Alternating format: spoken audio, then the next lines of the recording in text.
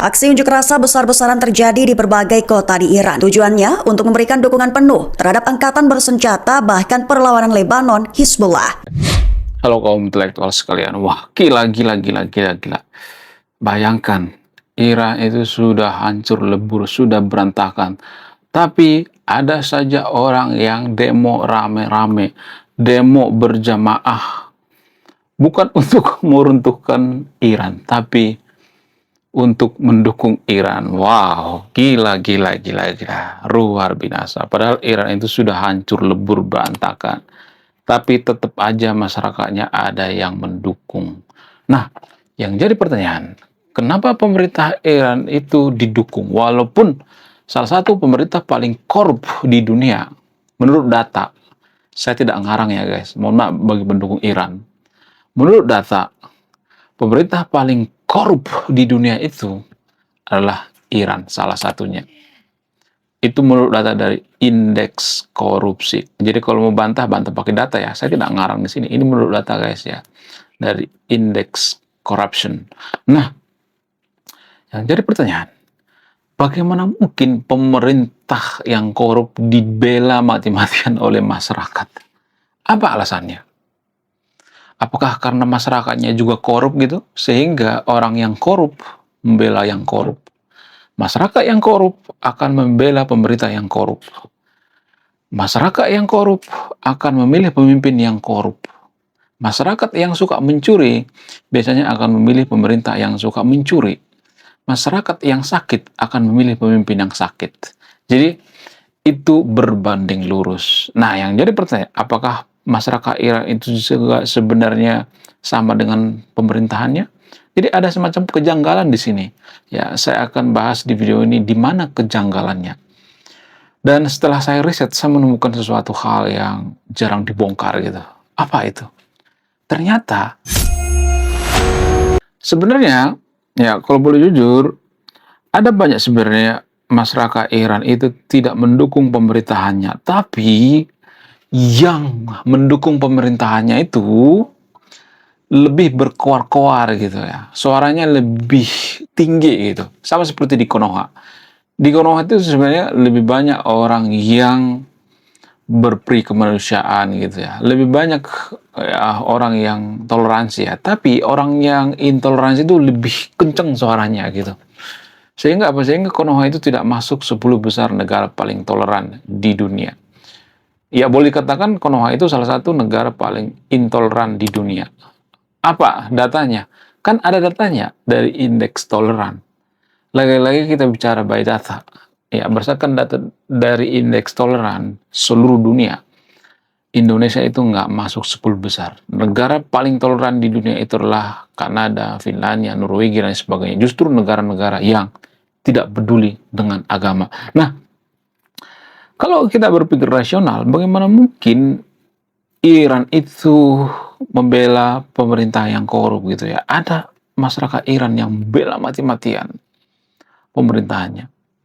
Kenapa bisa seperti itu? Apa alasannya? Jadi setelah saya lihat, saya menemukan fakta yang bikin saya tercengang gitu ya. Bikin saya terbelalak gitu. Apa itu faktanya? Ternyata pada faktanya, alasannya adalah karena masyarakat Iran itu ada banyak yang fanatik dalam beragama. Wow, gila. Bayangkan, menurut World Bank, lebih daripada separuh penduduk Iran itu berada di garis kemiskinan. Dan pemerintah Iran itu pemerintah yang paling intoleran di seluruh dunia. Paling intoleran di seluruh dunia. Kemudian pemerintah Iran itu adalah pemerintah yang paling otoriter ya. Salah satu paling otoriter di dunia. Kemudian pemerintah Iran itu paling anti kritik ya. Membunuh orang yang mengkritik gitu. Ya, kalau ada orang demo dibunuh gitu. Nah, yang jadi pertanyaan, bagaimana mungkin ya pemerintah seperti ini dibela, didukung mati-matian oleh sekelompok tertentu gitu? Enggak semua tapi di sekelompoknya. Kenapa? Alasan itu karena fanatik agama. Jadi ini nggak ada hubungannya dengan data gitu ya. Artinya mereka itu nggak peduli dengan data. Kalau kita mengatakan bahwa Iran itu salah satu negara paling korup di dunia, paling intoleran di dunia gitu ya, ya maka mereka nggak peduli. Yang mereka pedulikan itu adalah Ayatollah Ali Khamenei adalah perwakilan Tuhan di dunia. Kenapa mereka percaya? Karena itu keyakinan mereka. Lah, keyakinan itu kan harus masuk akal.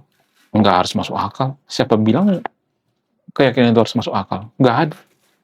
Ya kalau keyakinan itu masuk akal, kita nggak beragama, guys. Kita nggak mungkin beragama. Karena keyakinan itu tidak butuh yang namanya alasan masuk akal. Lah, kok gitu? Ya kembali lagi ke definisi daripada keyakinan. Definisi daripada keyakinan atau belief itu adalah kita percaya sesuatu hal walaupun itu tidak terbukti secara ilmiah dan terbukti secara langsung. Artinya keimanan itu atau keyakinan itu nggak butuh bukti, nggak butuh pembuktian. Jadi orang-orang Iran yang membela Ayatollah Ali Khamenei ini ya, karena mereka diselimuti oleh mabuk agama, berlebihan dalam beragama ya. Dan ini sangat militan sekali. Ini diuntungkan bagi Ayatollah Ali Khamenei. Jadi negara yang menjunjung tinggi yang namanya pemerintah yang bawa agama gitu ya, negara otoriter, negara khilafah itu keuntungannya di situ, guys. Apa keuntungannya? Ada orang sekelompok tertentu yang sangat fanatik gitu, rela mati demi pemimpinnya. Karena apa? Karena digabung-gabungkan dengan agama. Ini sebenarnya efek samping daripada negara yang bawa agama seperti Iran. Iran itu kan berlandaskan agama ya. Ini efek samping. Dan kalau kita tidak menyadari ini, kita akan menganut pemerintahan seperti Iran. Konoha itu kan semenjak reformasi kan tanpa kita sadari Konoha itu kan sudah khilafah. Khilafah secara halus. Kalian nggak sadar. Kita itu khilafah secara halus. Ya, buktinya apa? Buktinya pemerintah kita itu lebih pro terhadap agama mayoritas. Bahkan APBN di Konoha itu beli sapi kan. Padahal sama minoritas nggak pernah beli sapi. Itu namanya kita sudah negara khilafah. Negara khilafah itu kan mementingkan agama mayoritas. Itu khilafah. Khilafah tidak akan bisa terwujud kalau ya tidak ada satu agama yang mayoritas. Biasanya khilafah itu ya terbentuk karena ada satu agama yang mendominasi gitu. Ya, kalau 50-50 nggak mungkin bisa bikin khilafah. Makanya Nigeria perang kenapa? Ya karena faktor daripada khilafah gitu. Karena ada sekelompok tertentu memaksakan khilafah. Bagaimana dengan Konoha? Konoha juga gitu. Ya, Konoha itu secara nggak langsung kita tuh sudah khilafah, guys. Ya, kalau kita bukan negara khilafah itu, ya kalau Konoha bukan negara khilafah itu tidak mungkin kita bawa agama di ruang publik ya. Kemudian pemuka agama juga, bukan pemuka agama, pejabat kita juga sedikit-sedikit bawa agama ya, mereka berpihak pada agama tertentu gitu ya. Jadi tanpa kita sadari negara kita negara khilafah, bukan negara sekuler. Kita tuh bukan negara sekuler. Banyak orang yang menyadari, ya maksudnya banyak orang yang tidak menyadari bahwa kita itu bukan negara sekuler. Ya, ya kita tuh bukan sekuler. Sekuler dari mana? Kalau kita sekuler itu nggak mungkin pakai simbol-simbol agama di tempat umum, nggak mungkin. PNS nggak mungkin pakai simbol-simbol agama gitu. Pejabat juga ya. Kemudian pendidikan juga gitu harus dipisah agama dengan negara ya. Kita bukan negara sekuler. Siapa bilang kita negara sekuler? Nggak ada. Kita tuh negara khilafah ya semenjak tahun 98. Kita tuh reformasi menuju negara khilafah secara halus ya tanpa kita sadari. Karena dikit-dikit agama gitu. Bahkan pejabat di Konoha itu kalau nggak sowan ke pemuka agama, ya nggak bakal bisa jadi pejabat. Tanpa kita sadari kita negara khilafah. Banyak yang tidak menyadari Konoha itu negara khilafah. Bukti presiden sekalipun sowan sama pemuka agama. Apa bedanya kita dengan Iran kan? Ya, ya kan presiden Iran itu sowan sama Ayatollah Ali Khamenei. Apa bedanya? Apakah orang Amerika sowan sama pemuka agama? Enggak.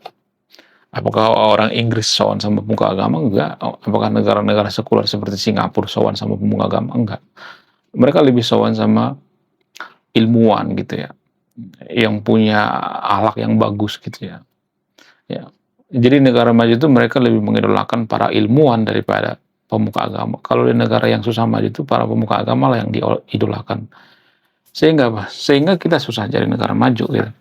Ya, Konoha itu salah satu negara paling banyak pemuka agamanya, tapi kita paling ini kan paling intoleran gitu. Itu artinya pemuka agama itu gagal mengajarkan toleransi. Ya, itu pada faktanya, pada datanya. Ya, kita bicara by data, bukan ngarang ya. Ya, Konoha itu nggak masuk 10 besar negara paling toleran di dunia. Jadi berhenti mengatakan bahwa Konoha itu negara paling toleran. Nggak. Kalau Konoha itu negara toleran, nggak mungkin ada persekusi rumah ibadah, bubarin paksa, ya mempersulit izin dan sebagainya. Nggak mungkin. Nggak mungkin itu guys. Itu nggak masuk akal ya. Kemudian selain itu ya, selain karena fanatik terhadap pemerintah Iran, apalagi yang mempengaruhi? Karena propaganda. Ya, jadi propaganda IRGC itu sangat-sangat luar biasa. Ya, mereka membalikkan fakta. Ya, mereka mengatakan kita yang menang. Oh, Amerika yang kalah gitu. Dibolak-balikkan fakta gitu, nggak jujur. Kemudian mereka bikin video-video AI gitu ya. IRGC itu bikin video-video AI. Kemudian ditayangkan ya di televisi nasional Iran. Ya, bikin video-video propaganda. Ya, mirip-mirip seperti Korut gitu ya. Bikin video propaganda, ditayangkan gitu ya. Di sana kan nggak ada media yang netral ya. Jarang media netral, media ya, pemerintah semua gitu ya. Jadi ini menguntungkan bagi pemerintah Iran ya. Kemudian bagaimana dengan masyarakat yang tidak pro terhadap Iran? Mereka takut mati gitu ya. Sebenarnya mereka mau protes tapi mereka takut mati karena sudah banyak yang meninggal juga gitu. Karena pemerintah Iran itu pemerintah yang sangat kejam sekali ya. Harusnya warga Konoha itu nggak membela Iran ya. Tapi kita membela Iran kenapa? Karena agama. Ya lagi-lagi mau agama. Ya ini sebenarnya yang menghancurkan peradaban ya. Mau agama ya, bias agama gitu ya, sedikit-sedikit agama. Ya, jadi ya tolonglah sama yang nonton video ini ya. Jangan terlalu membabi buta gitu. Saya tidak larang yang nonton video untuk tidak beragama. Boleh-boleh aja, tapi jangan terlalu membabi buta. Kalau terlalu membabi buta, otak jadi tumpul gitu ya. Kita tidak bisa berpikir rasional. Kita tidak pernah bertanya, mana datanya. Jadi kenapa masyarakat Iran itu percaya bahwa Iran itu menang? Ya karena mereka sudah ini mabuk agama. Ya kalau kita mabuk agama itu otak tumpul, nggak kritis lagi gitu ya. Kita nggak pernah nanya mana datanya. Ya mereka biasanya ngasih data dari apa? Dari pemerintah gitu, bukan dari independen ya. Dari media independen mengatakan bahwa pemerintah Iran itu salah satu pemerintah yang paling otoriter gitu ya. Ya beti lah gitu ya. Beda tipis sama pemerintah Konoha. Kemudian apalagi ya 11-12 ya dengan warga Konoha, korupsinya merajalela gila-gilaan ya. Salah satu negara paling korup di dunia yaitu Konoha. Salah satunya. Ya, kita nggak masuk 10 besar negara paling bersih gitu, yang paling jujur di dunia, nggak ada. Ya justru negara-negara Skandinavia, negara Norwegia. Kenapa saya sering ngomong Skandinavia, Norwegia dan sebagainya? Ya karena itu menurut data guys. Ya artinya gini ya, kalau negara-negara Eropa dan negara-negara Skandinavia, negara Norwegia dan sebagainya itu tidak toleran ya, mereka umat Muslim tidak akan mau ya, tinggal di sana, nggak mau ya pergi ke sana. Itu logikanya. Itu logika sederhana ya, tanpa kita sadari. Ya, menurut kalian gimana? Coba tulis komentar ya. Ya, itu logika yang sangat-sangat sederhana banget gitu ya. Kalau negara-negara Norwegia, Finlandia itu tidak ini ya toleran ya, artinya mereka pasti ini dong ya diusirin gitu. Tapi kan nggak diusir ya, nyaman banget di sana ya imigran Muslim ya. Menurut kalian gimana? Ya coba tulis komentar ya. Saya tidak akan berpihak di video ini. Anda yang memutuskan. Selain itu faktor apa lagi? Faktor kefanatikan ya, beda-beda tipis lah dengan mau agama. Fanatik ini juga berbahaya sekali ya. Kita nggak boleh fanatik terhadap apapun ya. Terhadap pemimpin sekalipun nggak boleh terlalu fanatik ya. Boleh ya kita setia dengan pemimpin, tapi kita harus menyisakan space gitu ya. Ya kita kan nggak tahu pemimpin itu benar atau salah. Ya kan kita nggak tahu. Ya nggak sih? Menurut kalian gimana? Coba tulis komentar. Saya tidak akan berpihak di video ini ya. Anda yang memutuskan. Ya kalau misalnya kita bicara data misalnya. Jadi ternyata menurut data negara yang paling fanatik di dunia ini ya tidak pernah jadi negara maju, nggak pernah. Sehingga kefanatikan ini bikin kita tidak maju. Ya, orang fanatik itu adalah orang yang tidak bisa berpikir rasional ya, orang yang sangat bodoh sekali ya. Mudah-mudahan yang nonton video jangan ada yang fanatik ya. Wah, gila, luar biasa. Akhirnya buku kedua dan ketiga gua rilis juga. Buku kedua gua ini judulnya Budi Tanpa Pekerti. Dari judulnya sudah menarik. Dan kisah daripada buku ini sangat-sangat dilematis sekali. Di mana karakter dalam buku ini bercerita ada dua pilihan yang sangat sulit. Yang pertama, ketika seorang tokoh dalam buku ini tidak bawa-bawa agama saat kampanye, maka dia bisa dipastikan kalah. Tapi ketika bawa-bawa agama dalam kampanye, ketika dia bawa-bawa kalimat insya Allah, maka dia bisa dipastikan menang. Nah, yang jadi pertanyaan, kalau Anda di posisi karakter dalam buku ini, mana yang Anda pilih? Ini temanya sangat cocok dengan tema channel ini, bahas tentang agama. Kemudian tidak hanya ini juga menarik guys ya, Tanah Luka. Dari judulnya juga udah kelihatan ya, ini cerita penuh dengan luka. Di mana kisah dalam buku ini ada seorang kiai yang sangat-sangat dilematis. Dia bingung memilih antara menyelamatkan hutan atau menyelamatkan 1000 anak yatim. Jadi kalau Anda di posisi buku ini, mana yang Anda pilih?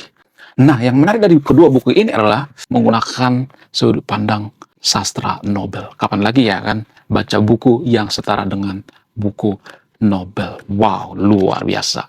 Silahkan di check out sekarang juga. Kalau nggak di check out juga nggak apa-apa. Karena saya nulis buku itu bukan nyari duit sebenarnya. Ya, karena saya pengen berkontribusi terhadap kemajuan bangsa kita. Itu tujuan saya nulis buku ya. Jangan lupa, link pembeliannya ada di pin komentar video ini. Oke guys ya, saya akan simpulkan sendiri. Saya tidak akan menyimpulkan ya.